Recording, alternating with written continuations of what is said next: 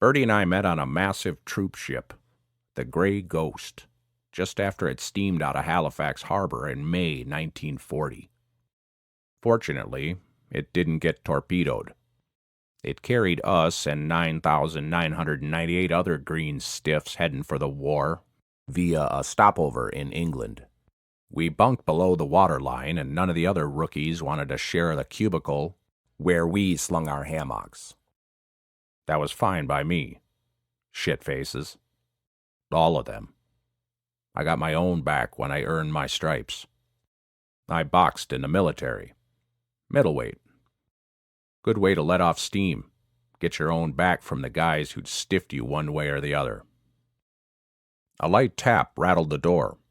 I barked at it. After a moment, it creaked open and an elderly black woman poked her head in.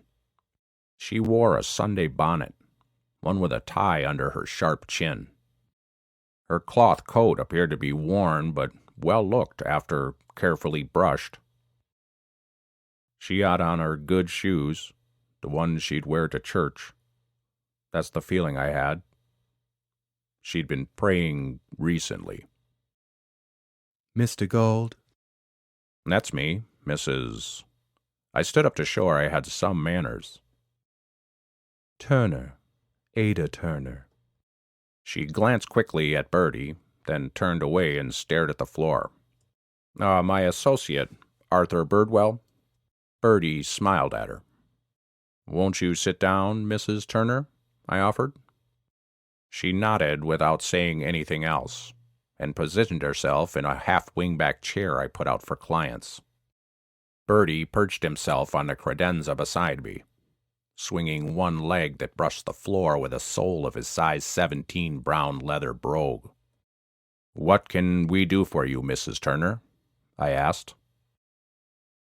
I want you to find my son. He's missing. How long has he been gone? I asked, lighting a sweet cap. 8 years, she said. I paused. That's a long time. What about the cops? They don't care. They told me he run off and he's gone for good, she replied. I nodded, taking in this bit of wisdom, while I heard Birdie tisking under his breath. They're probably right, I said. Listen, Mrs. Turner, we don't take missing persons cases. It's still a matter for the police. Her back stiffened as she glared at me. I told you. They gave up. They don't want nothing to do with it. I got to know what happened to my Henry. He's all I got. All I live for. Why now, Mrs. Turner? After all, it's been 8 years. She nodded, like she expected me to ask the question. She took a gulp of air and swallowed.